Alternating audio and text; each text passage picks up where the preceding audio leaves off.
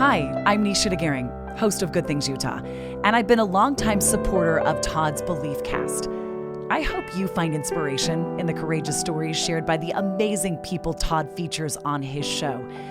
The guests serve as shoulders for us to stand on, allowing us to see a little further and cultivate belief in oneself. Remember, you have the dignity and power to change. I encourage you to keep striving and believing in yourself. Enjoy today's podcast. Welcome back, everybody. This is Todd Sylvester with the Todd Inspires Beliefcast. Again, your host for this, and I'm so grateful for the opportunity to be with you guys once again. Thank you for tuning in week after week. It means the world to me. A shout out to my sponsors. Without you guys, I wouldn't be able to do this as well, so thank you so much. I have amazing people come on this show, and today's going to be no different. I'm just blown away at how astonishing people are. Today's guest is someone who has dedicated his life to one of the most important causes of our time, helping young people realize their worth, understand their story, that their story matters. Noah Canon is a passionate advocate for youth, mental health, and suicide prevention. Since 2020, he has worked with Hope4Utah and Hope Squad as a speaker and a content creator, reaching thousands of students and educators with the powerful message, progress is possible. Through school assemblies, leadership conferences, and youth summits, Noah speaks to young people about resilience, personal growth, and building positive support systems. He's also the host of the Progress podcast. Congratulations on that. Thanks. Where he's interviewed more than 70 guests and has focused on empowering young people to believe in their purpose and potential. From serving as a student body president in high school to working with organizations dedicated to youth mental health, Noah continues to be a voice of hope for the next generation. So, guys, we are in for a good one today. I'm so excited to have Noah here and look forward to hearing how you got to where you're at today. So, Noah, thanks for being here. Thank you, Todd. I'm stoked to be here. I've seen a lot of legends in the studio. I'm sitting across from a legend right now, and so I'm humbled. Yeah, well, thank you. And that means a lot. And again, I really meant what I said at the beginning. People are astonishing. Mm-hmm. I really believe that. Yeah. And there's been amazing people, like you said, sitting there, and you're one of them now. Thanks. And because everyone has a story, everyone's been through some things. Mm-hmm. We've overcome things. We've all been to the depths of hell, and then enjoying the light of the sun, if you will. Yeah. And and you've got a story, and I can't wait for our listeners to hear it today. Absolutely. It seems like the way that you get in this studio and get in front of this audience that you've created, this incredible community, is actually not by focusing on how important you are, but actually by sharing the message that everybody's important. Yeah. And I think that's a beautiful thing that you do. Thank you. It's not all about you. It's about sharing the stories that everybody has. Yeah. That's why you're on film and I'm not. This is your story today, and I want to honor you. So why don't we start off for our listeners who may not know you, like where did you grow up and maybe a little bit about your family? Sure. Yeah. I grew up in small town Burley, Idaho. Burley. It's growing now. Every time I go visit home, there's fields that have now turned into neighborhoods. But just a small town, a potato farming community. Not a lot of people, which there's some nice things about that. Going to the grocery store and you can name everybody in there by first name. Yeah. And I come. Go ahead. Well, I was going to say my buddy is the high school baseball coach in Burley right now. Oh, serious? Yeah. Okay. Yeah. I gotcha. So anyway, I have a little tie to Burley. Yeah. It's good. Good place, good people. Yeah. And to be totally honest with you, I had a pretty idyllic upbringing. I'm the middle of 5 siblings, perfect sandwich, older brother, older sister, younger brother, and I'm right there in the middle. My parents are still together. They have a happy marriage. Great. We didn't have a whole ton growing up, but I definitely had everything that I needed all the time. And Todd, right now I'm reading your book, hearing a little bit about your upbringing. And, definitely loving parents on your end too, even though they had some struggles with, substance abuse and stuff. Yeah. But I would say, honestly, for me, not a lot of the hardships in my life at the beginning were circumstantial. A lot of them were in my head. And I'm not saying they're in my head to invalidate them or say that they weren't real. Some of the realest struggles we ever face are in our head. Yeah. But I just started to struggle with feelings of isolation and feelings of depression at a young age. Probably from about 11 or 12 years old, I started to be really overwhelmed with just kind of a darkness. My mental health was not in a good place. And I don't think that's a totally unique experience. Yeah, for sure. I think we all have our struggles. Did something happen that kind of, led to that, or is it just life in general, just as a kid trying to fit in? I would say puberty. Okay. Puberty probably played a role. I had struggled with acne. I struggled socially, getting along with my friends. I was a skinny little kind of awkward kid. But at the same time, I wouldn't say that any of that was super unique. I think that most people experience that at some point in their life. Yeah. And especially during that transition of middle school, it can be a tough time. A lot of times I'd go to school and maybe not be bullied per se, but teased a little bit, or feel left out from other students. And I'd come home feeling stressed or lonely or depressed. And every single day when I got home from school, my mom would ask me the same question. And you could probably guess, if you have a mom at home, she says, "How was your day?" Yeah. How do things go? Exactly. Yep. Every single day I'd give the same answer. I would just tell her fine. No matter how sad or lonely or depressed, stressed out I was, I'd just say fine. And that was my routine. Come home from school. How was your day?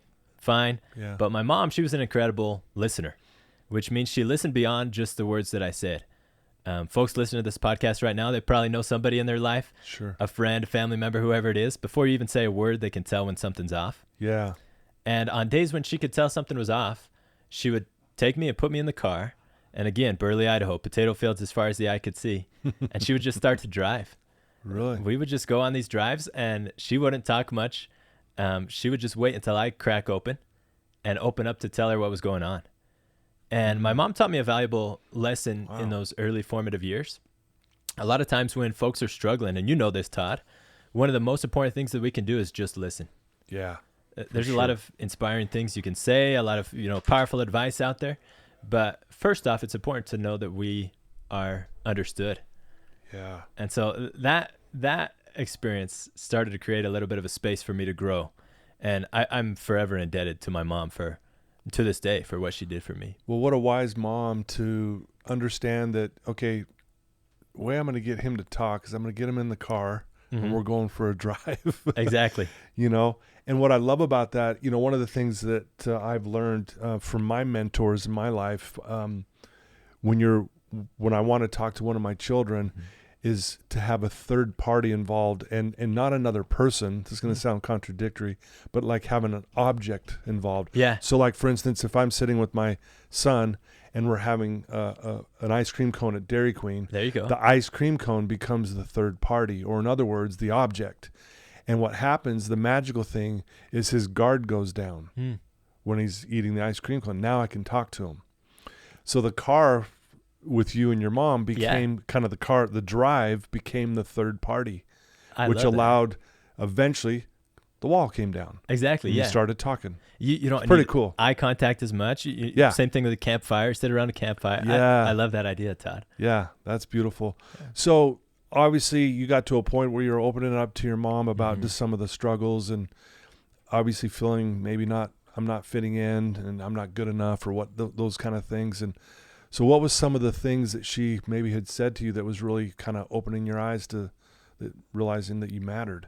So number one was just the listening that I mentioned, but things kind of built to a climax when one night my mom pulled me aside. And again, I'm 12 or 13 years old, skinny little kid. And so I'm not ashamed to admit that she sat in a recliner like the one you're sitting in right now. And I sat across her lap and she just held me. And she told me that she had noticed I was feeling really depressed, like for a long time. And she was concerned about me.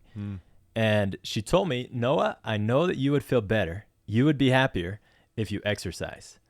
And at 13 years old, with an ego way bigger than I was, I thought, "Mom, come on, I don't need to exercise. Like, it's going to be fine." So I kind of blew her off, didn't take her advice seriously. Until about a week later, I was having a night where it was really dark. And I'm not talking about dark outside. I'm talking about dark inside. Yeah, sure. I was feeling very desperate, and I was willing to do anything to shift the way that I felt.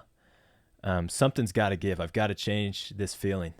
And so what I did was I snuck upstairs next to my TV where my mom used to do workout videos on the TV. And I stole 2 red 5-pound dumbbells. And I went down to my room, went on YouTube, and looked up how to work out. I mean, I was clueless. No Really? idea where to start. Wow. And I think the first exercise that I saw on there was a dumbbell bench press.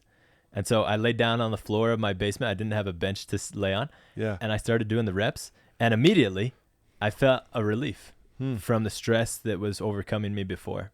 Interesting. And so that became my new sanctuary, honestly. Yeah. Every single day I'd have struggles, maybe feeling left out, frustrated in math class, same arguments with my parents, whatever it was in the day that kind of got me down. I knew that in the evening when I got home, I would go and lift some weights. Do your workout. Yeah, exactly. And I eventually graduated from the 5-pound dumbbells. Yeah, I was going to say, eventually you probably got past those pretty quick. Yes, yeah. You're like, this is a little too easy. A little bit too easy, yeah. And it really, honestly, it changed my life. And the reason that it changed my life is because it taught me what I still consider today to be my thesis. Progress is possible. Yeah. I learned that progress is possible in that first moment when I started to move my body and feel relief from my feelings of depression.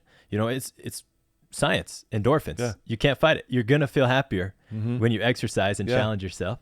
Yeah. And number 2, I realized that progress is possible because if I stacked that habit of exercising every single night, it wasn't long before I started to see a change in my body. Yeah. I was so skinny and little back then that after a couple of weeks, I could see, you know what? This is making a difference. Yeah. And if I can change the body that I live in, what else can I change in my life? Ever since then, I've kind of been pursuing that question. And it turns out you can change everything. Your choices really have influence over every area of your life. And even more importantly than that, you can have an impact on others. Yeah. The choices that I make today can make somebody else's tomorrow brighter. Wow, I love that. So you start recognizing I'm starting to feel better when I move my body, when I work out. And I totally agree. Like that. Yeah. I work out in the mornings and it's like I call it my morning medication. Yes. It is like, it sets the tone for the day. I feel so much better when I do it and that kind of thing. So I love what you're saying. And I think that means a lot. One of the things working with depressed clients is that's the first thing I have them do is like start working out, start moving. Yes. Move your body, Right. even if it's a walk, right? So you started recognizing this. And did you start feeling like, not only did you start feeling better in the moment that you're doing it, did you feel like your confidence was starting to increase? Did you feel more like, like you said, I want to now maybe even help other people? Right. I mean, that kind of thing. That's pretty impressive. Oh, absolutely. And I, you saying it's impressive, but I honestly, all I can say is I stand on the shoulders of giants. Mm-hmm. My mom, certainly I owe a lot to her for recommending that.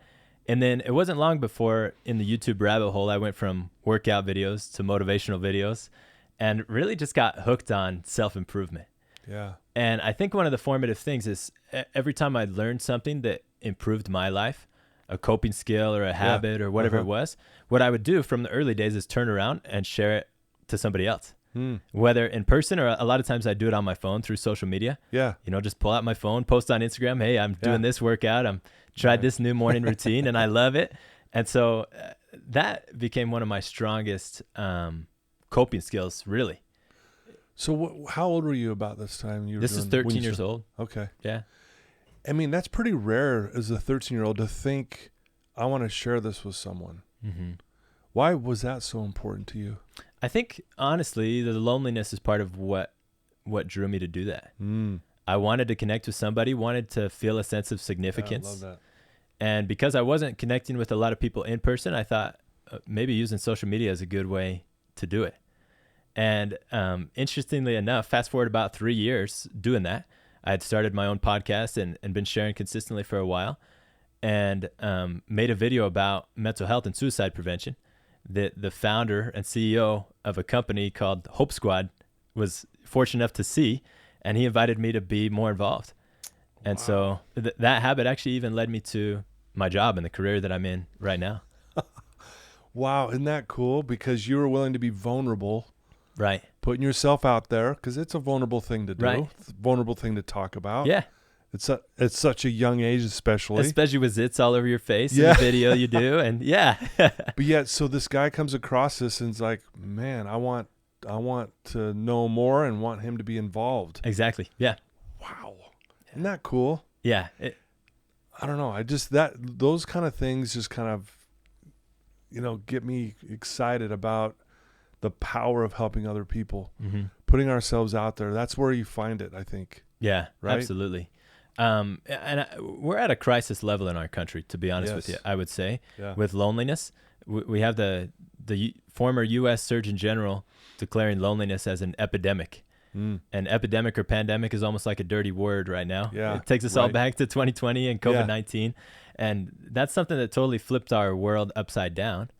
And yet we have one of the most respected medical professionals in the world telling us that loneliness is reaching similar proportions. And we need to be aware of loneliness in the same way.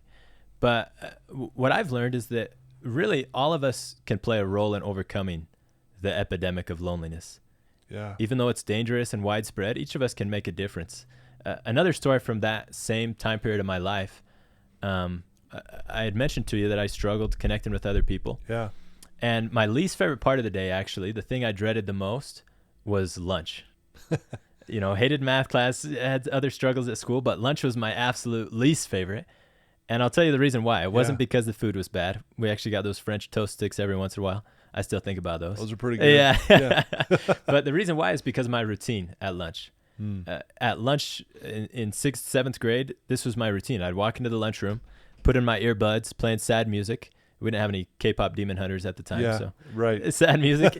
I'd grab my lunch tray, and then I'd go and sit down and eat alone. And as soon as I was finished eating, I would make a beeline for the bathroom. It wasn't a Taco Bell situation. Don't worry. I'd make a beeline for the bathroom, and I would just wait there for the bell to ring. I did that because I didn't have any friends to sit by. I didn't know how to connect with the other students. And instead of staying out in the cafeteria where they might feel sorry for me or think that I was weird, I thought it was better to just hide. Wow. But one day I walked into the lunchroom, and this closely coincides with a couple other pivotal events, including the conversation with my mom. I was starting to realize that progress is possible through my choices. Yeah. And so I decided, you know what? I'm going to make a new choice. And so I took out my earbuds. I waited, got my lunch tray. And as soon as I got my lunch tray, I started to scan the lunchroom. Look all over the cafeteria for somebody else who was sitting alone. And as soon as I found somebody else who looked like they needed a friend to talk with at lunch, I summoned all the courage I could in my little 6th grade self, gripped my lunch tray tightly, went and sat down right next to him and started a conversation. And I didn't have a lot of social skills to offer. It goes to show that anybody can do this. Yeah, right. Literally anybody. And that day was another that changed my life because it taught me that any kind of loneliness or fear or sadness that any of us experience, the moment that we share it with a friend, it's cut in half. Yeah. And the beautiful part of that is not only was my problem solved, I had somebody to sit by, but somebody else also had that same benefit of knowing that they were cared about and seen and heard. I tried to listen to them like my mom had taught me. And ever since that day, I've tried to follow that same pattern. If I'm ever walking into a room feeling awkward or lonely, uncomfortable, I scan the room. I look for somebody else who might be feeling even more awkward or lonely or uncomfortable. And then I go and focus on them instead of me. Yeah. And I find in that process, a lot of my struggles start to dissolve. Wow. I mean, I got a little emotional there as you're saying that because there's always someone sitting alone. Yeah. Always. That's a tough thing. I've been there too, but I got to be honest, I've been fortunate enough to where I wasn't a lot. I usually had a lot of friends, and I wish I could say I would have been more like you, where I would seek out the person who was by themselves. I felt like I was nice to everybody, but I was probably more, to be quite honest, insecure and afraid to go sit with someone who was alone. Not because I didn't think they deserved it or needed it. It was just more of my own insecurity. So for you to do that in sixth grade, to have the guts, because that takes guts. Well, thank you. It does. And for you to do that, one, not only were you helping yourself with the connection piece, but it's fair to say you probably saved someone's life. I would say that with 100% certainty. Yeah. Because it saved mine. Wow. Be totally honest with you. Yeah. And, I don't want to give myself too much credit here. It wasn't because I was so brave or courageous that I decided to do that. It was a selfish thing. Yeah, but you were brave. Let's give yourself some credit. Sure. Yeah. You're right. Yeah, selfish in the sense it made you feel good too. Yes. But it still took guts. I mean, in 6th grade, man, I was afraid of my own shadow. Yeah. Yeah. You know, so for you to do that. So again, I know you're very humble, Noah, and all that stuff, but at the same time, you really were this brave, courageous, for someone to do that at such a young age. Yeah. You know what I mean? You know this, Todd, because of the life of service that you're living. Yeah. That the most selfish thing you can really do is be selfless. Yes. The more that you give, the more that you receive. Yeah. And that's it's a lot of truth to that. Yeah. Right. It's a eternal law. That habit, though, it really turned out to pay off a lot for me. From 6th grade until 12th grade, I just made that kind of my slogan of no one eats alone. Wow. And I'd go into the lunchroom and look for somebody who was... I love that. Yeah, I'd look for somebody who was struggling or who needed a friend. And sometimes I'd split my lunch. You know, I'd spend 5 minutes here at this table with somebody, 10 minutes here at another table. And I continued that all the way up into high school. At high school, a lot of times I'd find myself sitting with the students in the special needs class. Yeah. And get to know their names, just being really tight with them. And when I was in 12th grade, my life had shifted in a lot of ways. I'd gained a couple of pounds, thankfully. Put on a little muscle. Exactly. My acne had started to clear up a little bit. But more importantly than that, I was filled with an optimism that I didn't have before. Yeah. I was very connected in my school. I knew just about everybody. Just about everybody knew me. And I was elected as the student body president. I was so popular, it made me a captain of the cheer team. That part's a lie. I'm kidding about that. Okay. Wouldn't surprise me. Todd didn't blink an eye. I didn't blink an eye. I was like, sure. That's good. But it really shifted my perspective, again, to reinforce that overarching belief that progress is possible. Yeah. When we make choices, it can change the way that we feel. And when we stack good choices, it can change our entire life. Yeah. Yeah, I often say choice is the ultimate power that we possess. I love that. Yeah. We get to choose, and it's powerful, and we take it for granted. Yeah. How powerful choices. Just like when you decided one day, I'm not going to go to the bathroom anymore and hide. Mm-hmm. I'm going to take my earbuds out and I'm going to find someone. You made the choice. That's powerful. Yeah. Because think about how, when I say it's the ultimate power, look what that led to. Mm-hmm. Not only did you feel good about you, the connection, you obviously helped, you even said it, saved your life. I'm sure you saved other lives because of those brave things that you did. But it ultimately led to you, again, posting some vulnerable things on social media to the point where it led to what you're even doing today. Right. Right? I mean, how cool is that? Yeah. I'm certainly thankful for the difference it's made in my life. It's amazing. I think we can find even more extreme examples, though. I mean, probably a lot of people can relate with the power of choice in this context. Yeah. But let's take it to a context that's even more extreme. Let's think about Viktor Frankl. Somebody who he wrote Man's Search for Meaning. I'm sure you're familiar. It's one of my favorite books. Yeah, for those in the audience, a great read if you haven't read it yet.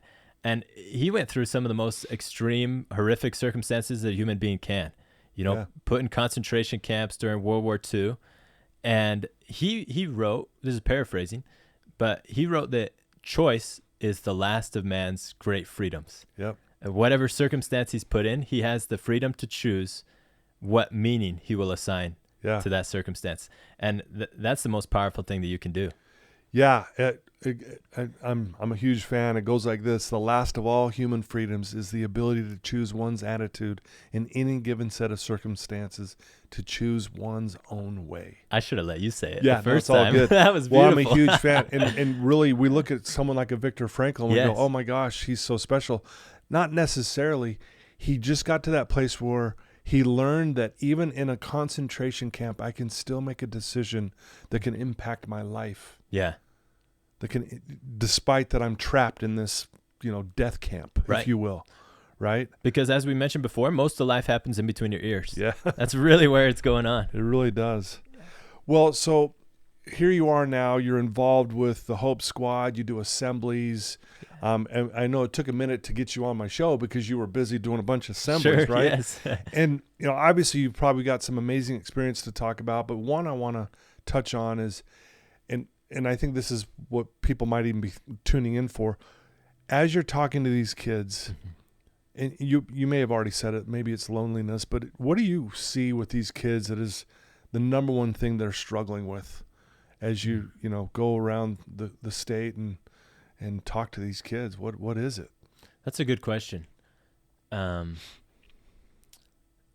would say that loneliness is one of the predominant struggles, but along with that, when we lose the sense of connection, a lot of times what we lose is hope. hope for the future, hope that progress is possible. And one experience, I was privileged to speak.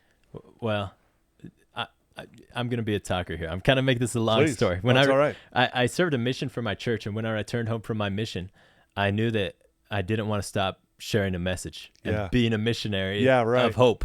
Not so much in a religious context anymore, but I want to share messages that change people's lives. Yeah. That's what I did as a missionary, and that's what I hope to continue to do now. Yeah. And so I made a goal as soon as I returned home that I wanted to give a message worth $1,000.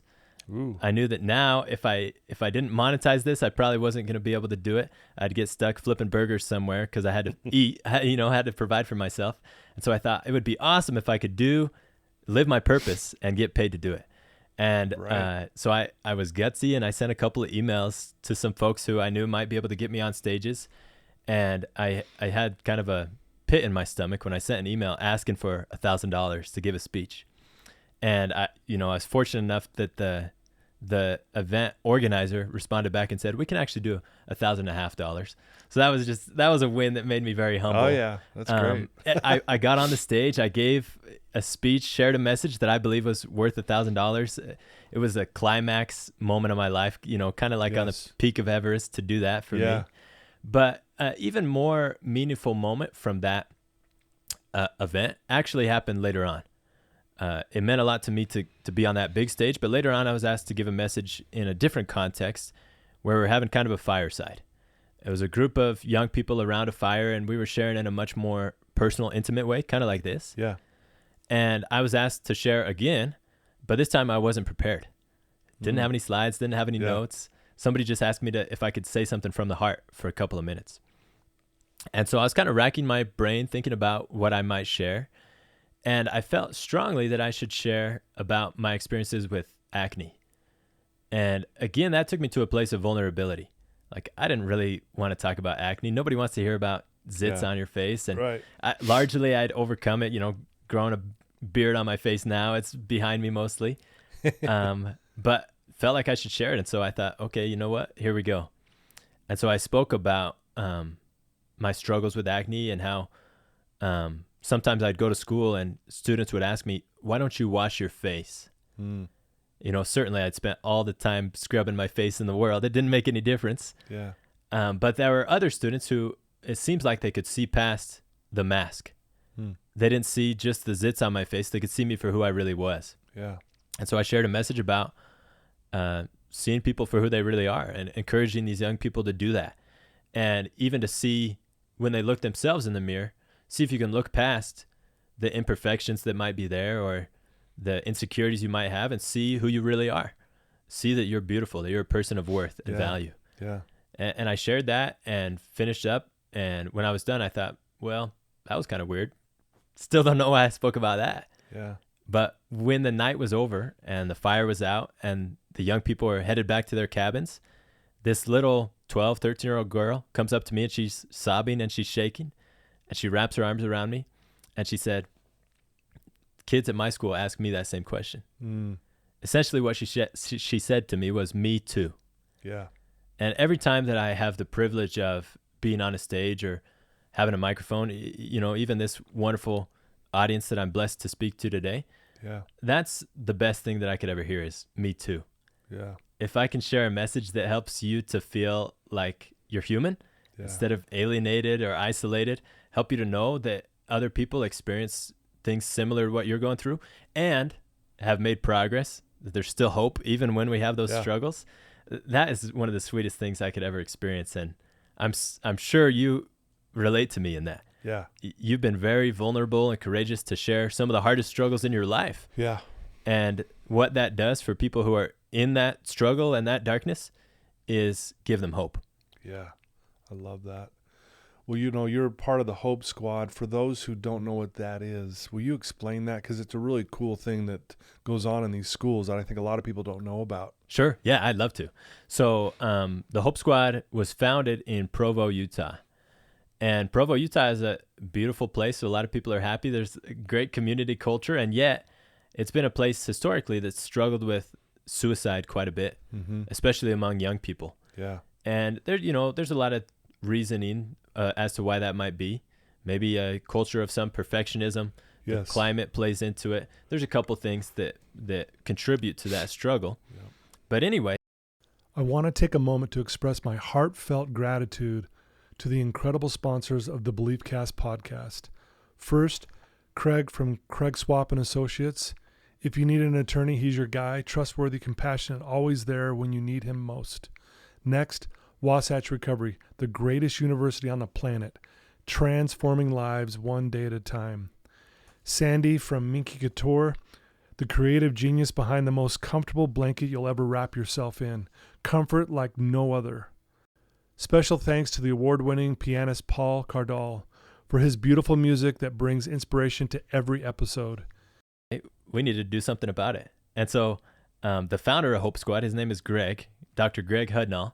Yep. And he'd spent years in education, had a lot of experience with young people and cared a lot about them. And he started to have some personal experiences losing students of his to suicide.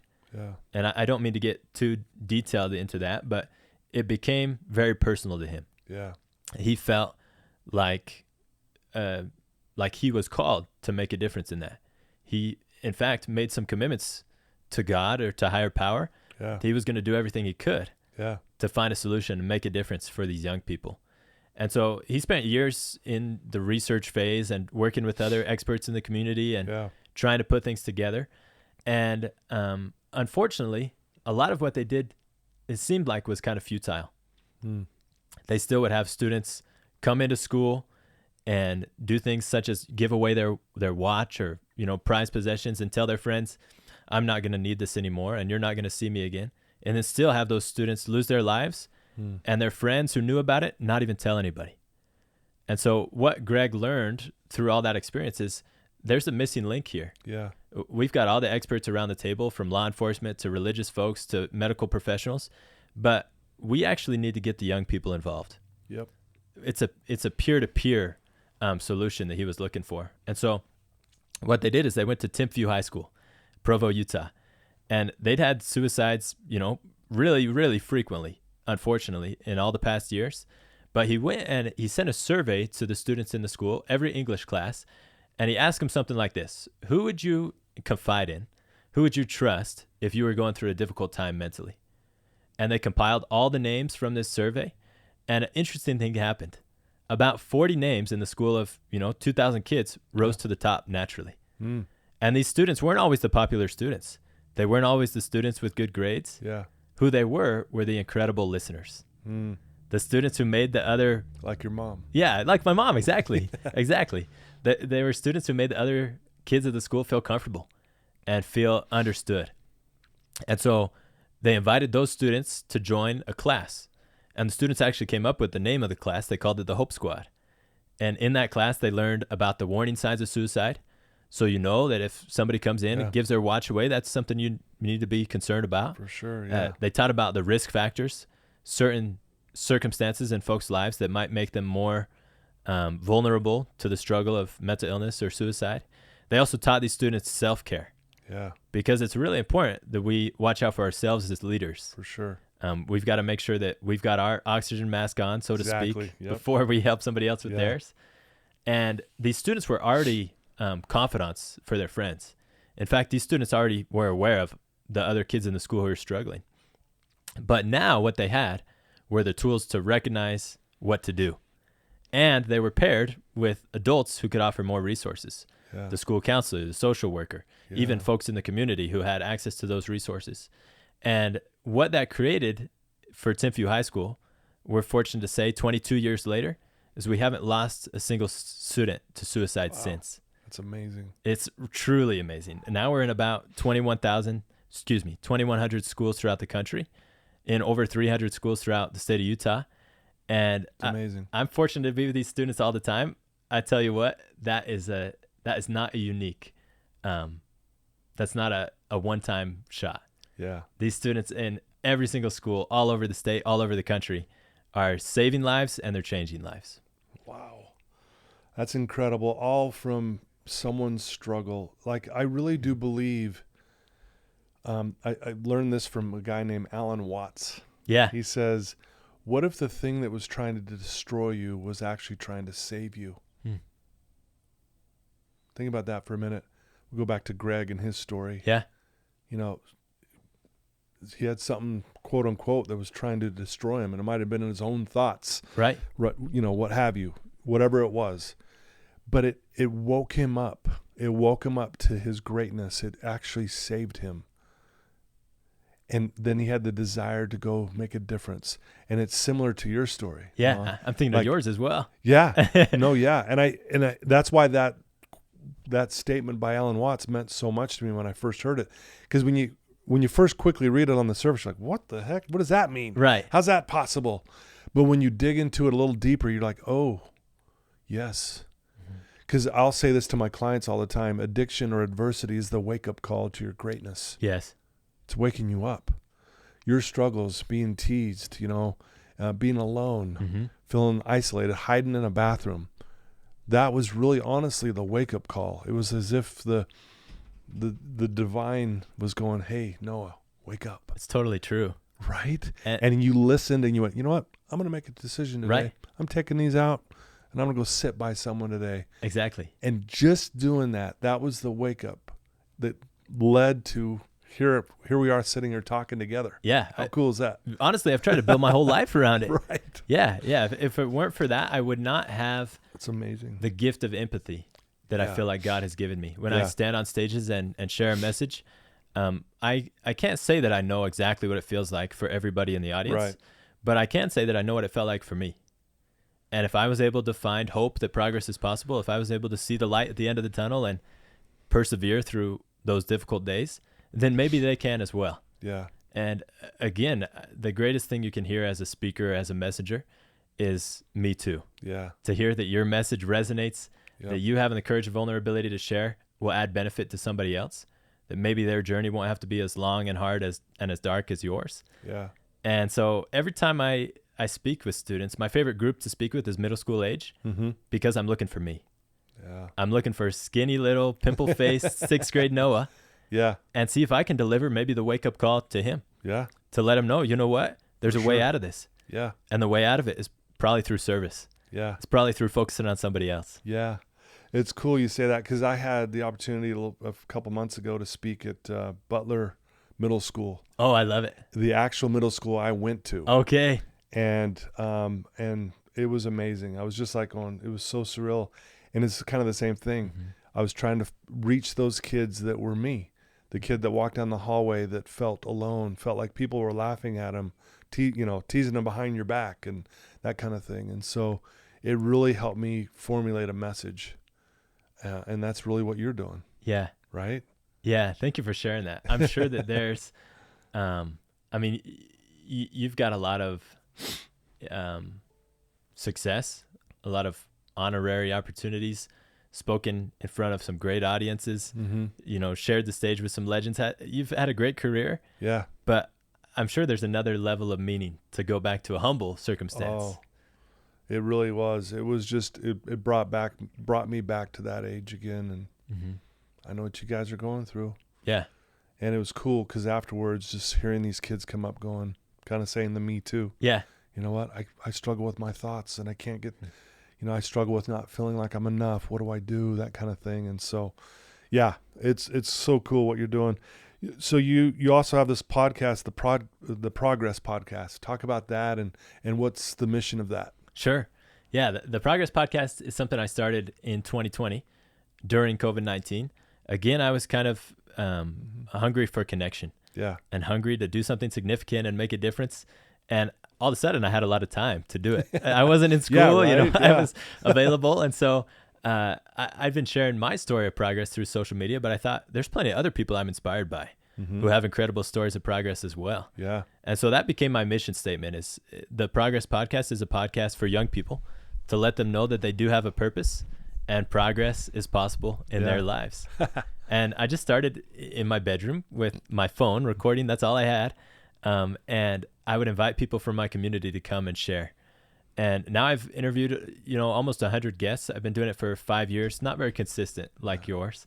Yeah. But still though, 100 episodes is no slouch. Sure. There's a statistic out there that less than 1% get to even episode 50. Right. So let alone 100. So congrats. Yeah. That's a feat, man. Thank you. I just keep chipping away. And again, I kind of do it out of selfishness. As I'm sure you know, probably the person who benefits the most from doing a podcast interview, it's the interviewer, right? Oh, for sure. Yeah, like I'm the lucky one. I get to sit here and hear your amazing words today, and I'm like, I'm the lucky one today. Yeah. Right? I'm blessed. And you get to do it with, diverse people from many different walks of life. And I've been fortunate enough to interview folks who have survived cancer. Yeah. And had struggles from that, learned about how to persevere through that. Yeah. I've interviewed several folks who are amputees. And just incredible courage and going through life with the loss of a limb. I've interviewed millionaires and authors and, fitness influencers and folks of that nature. And every single time I sit across from somebody, what I'm looking to do is extract the gold nuggets. Yeah. What are the principles we can use from your life and extrapolate into the life of any young person or any person who's listening so that they can achieve similar results? Yeah. Maybe they're not an athlete. Maybe they're not in business. Maybe they're not an author. But we all seek progress. In a lot of ways, progression is the opposite of depression. Yeah. And I love that. For our life to have meaning and to be fulfilling, we have to grow. Yeah. Growth is totally essential. We're either growing or we're dying. And I'm not ready to die yet. Yeah, right. I want to keep growing. And so in all those folks that I've interviewed, I've learned that progress is really, it has to happen internally before externally. Yeah. We have to make decisions, make choices. Yeah. Here at home base with our body, with our mind.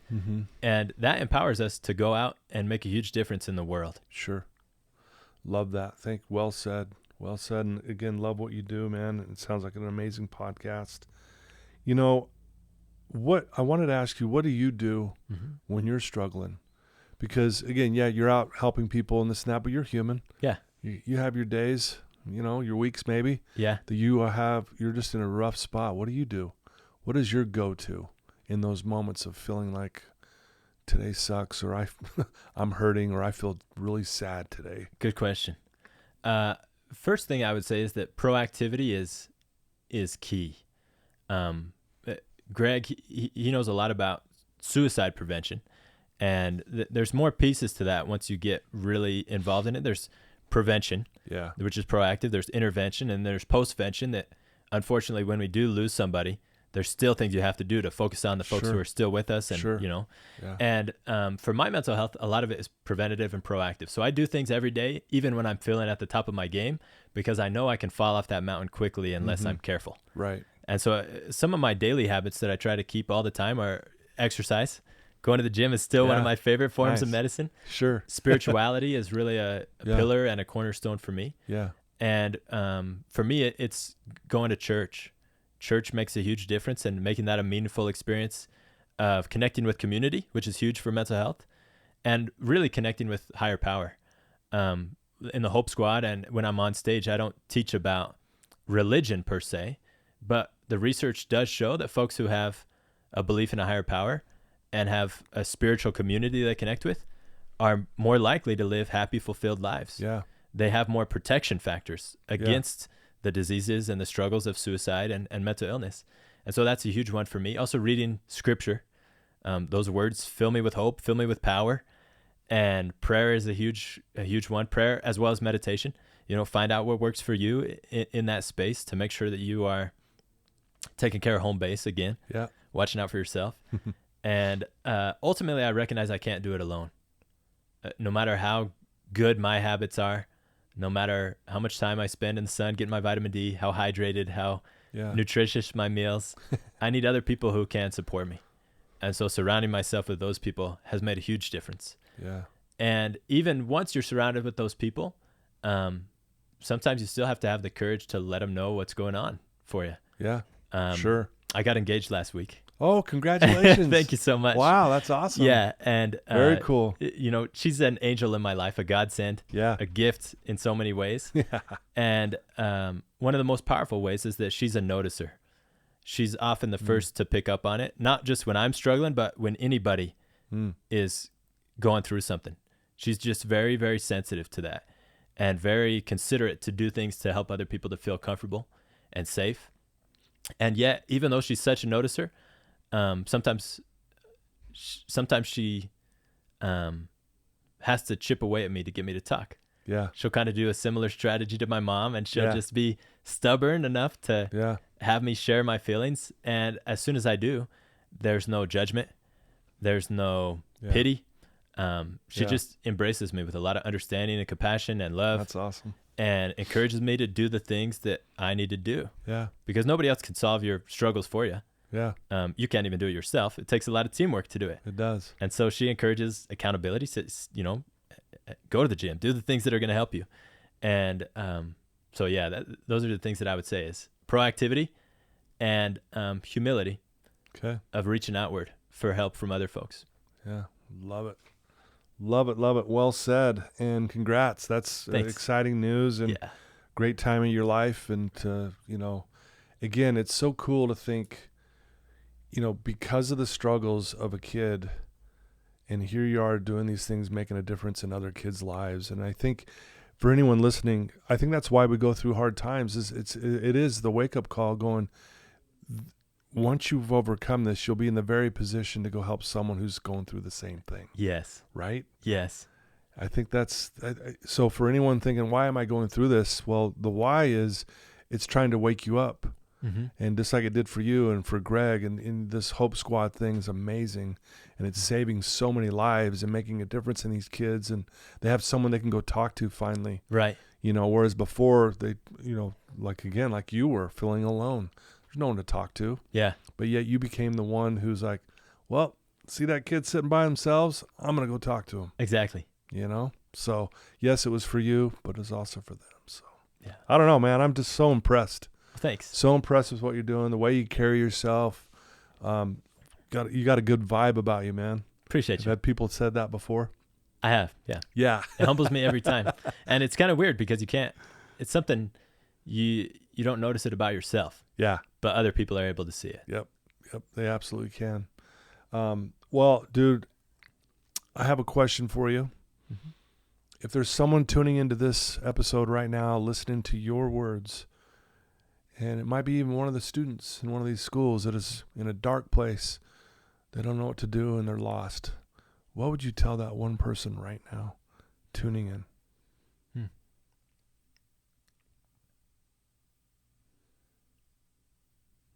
I want to leap to my slogan and my catchphrase, my mantra, which is progress is possible.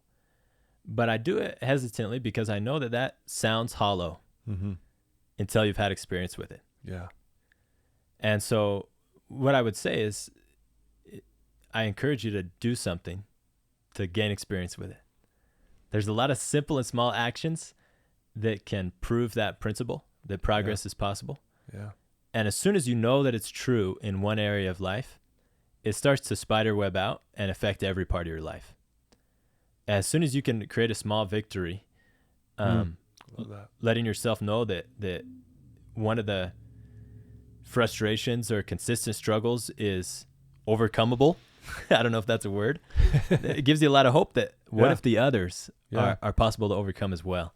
And this is kind of a silly example, but one of the habits again, once I got home from lunch, in the evening at my house, we'd have family dinner, which is a huge benefit. Yeah. Something I hope to continue with my family. My parents would have me and my siblings sit at the table, and it was no phones at the table. We'd talk with each other, connect with each other, and then we'd help clean up together and spend some of our evening together.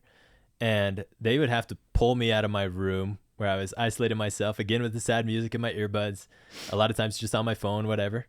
And, I'd sit at the table grouchy and not really want to connect with anybody, just kind of a twerp kid.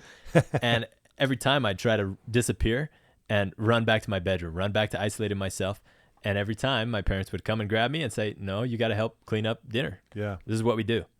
And I was frustrated with that. And so one day I thought, you know what? I am going to outsmart them. They can't come and grab me from my room to help clean up dinner if it's already cleaned up. And so I ate my food as fast as I could, scarfed it down, and then I was cleaning everything. Like, dude, I was polishing the stove. I took everybody's plate from them as they're scooping the last bite to their mouth. I cleaned up all the dinner and just did it as fast as I could. And then I settled down in my room, cozy with my earbuds back in. I was back to my happy place. And folks who are listening to this who are smarter than me can recognize that's a lot more work than if you would have just, Yeah. acquiesced to what they ask and help clean up your plate. Right. But again, it taught me proactivity. Yeah. And I was way happier doing it of my own accord than doing it when somebody else told me to. Sure. I was so stubborn and, Yeah. just kind of a punk kid. But even though that's a silly story, I think it's a reality. Those who wait to be commanded in their lives will never be free. Yeah. You've got to learn to discipline yourself. Yeah. If you can't be the boss of yourself, somebody else is going to come to boss you around. For sure. That's really how it works. Yeah. And unfortunately, sometimes the person who comes bossing you around is depression or mental illness Yeah. or isolation. But you've got to take a hold of the reins in a way. Yeah. You've got to decide, you know what? I am an agent. I'm going to make the choices here. Yeah. And once you've made that determination, it takes some real stubbornness. And some of you who are listening might have been criticized for being stubborn before, but I tell you right now, stubbornness can be a huge strength. Sure. Yeah. And it takes stubbornness to overcome difficulties. And so if you can decide to be stubborn enough to outlast whatever struggle you're going through, and stubborn enough to keep working until you find a creative way to solve your problem, then my promise is progress is possible. Yeah. And I can't say exactly how progress will happen for you. You've interviewed many people. I've interviewed many people. Each of them have a little bit of a different story. Sure. But what I can tell you is that folks who decide that they're going to change their life do. Yeah. And folks who don't believe it's possible or don't think it's a reality, they don't. Yeah. They're stuck. Yeah. Yeah. Beautifully said. Thanks. Love that. If someone wants to reach out to you, Noah, and get to know more about you and follow what you do and maybe learn more about your podcast and all the great things that you're doing, what's the best way for them to do that? Sure. I would totally love to connect. You can visit my website, which is noahcanon.com, or any social media channels. You can find me at Noah Canon. And that's C-O-N-O-N. Yeah. C-A-N-O-N. C-A-N-O-N. Yeah. Yeah, see, I'm glad I clarified that. Thank you very Just much. want to make sure everyone knows how to spell that, Yeah. including myself. Wow. Well, I encourage anyone listening to this to reach out to you, follow what you do. It's inspiring. Ask you a question. If they have a son or a daughter that's struggling, please, reach out to Noah and he'll help you and guide you, especially at that really critical age of around, elementary, junior high age. Right. This is where most kids are trying to find themselves, and junior high is like a minefield. It man. really is. Right? It's crazy. So, but yeah, thank you so much for taking some time to be on my show today. It means the world. I'm glad that we've connected. Again, really inspired what you do, and here to support you any way that I can. And I'm excited for all my listeners and followers to hear your story and your side of things. It's going to be great. Thank you very much, Todd. This has been an honor and a pleasure. And I'm humbled to sit across from you because of the role model that you are for me. Oh, thank you. And for many, many other people. What I'm impressed with you in particular is, you've certainly reached thousands, tens of thousands. You've been on incredible stages. You're a best-selling author. You have all these accomplishments. And yet, what I am most impressed with and most moved by is the way that it feels to be with you one-on-one. Where your fame and your impact kind of are set aside, and you've been totally present with me today. Yeah. You've listened in an incredible way, which, even though I'm not in the dark place I used to be, it's still healing for me. Sure. It's still very humanizing to have somebody listen, and so I acknowledge you for that. Oh, it's so nice of you. Thank you. Thanks. That means a lot. You just made my day. Thanks. Thank you so much. Well, you're incredible, man, and appreciate your time today. And I'd just like to encourage all the listeners right now. Obviously, listen to this. After you've listened to it, share this with your loved ones. If you have a son or a daughter who's struggling, have them listen to this episode of Noah's. And especially, maybe this is one of the ways they break the ice to have a conversation, is have them listen to this and then follow up. Hey, what did you think of Noah's story? What did you gain from it? And then it will stir a conversation. You can kind of get the ball rolling. And so, and I know you guys will do that because everyone, the messages I get back from you guys is, this episode saved my life or saved my friend's life or saved my daughter's life. And so please do that. I know that you will. Thanks to my sponsors once again. Without you, I wouldn't be able to do this. And just one last thank you to Noah. Thank you for being a light in this world that we need so desperately right now. Thank you, brother. Absolutely. There you go, folks. Thanks for tuning in. Noah Canon, please reach out to him. I'll have his links in the show notes. You can click right to him and follow what he does. Again, thanks to you guys for believing in me. It means the world. And remember, you guys do matter, and I love you. Take care.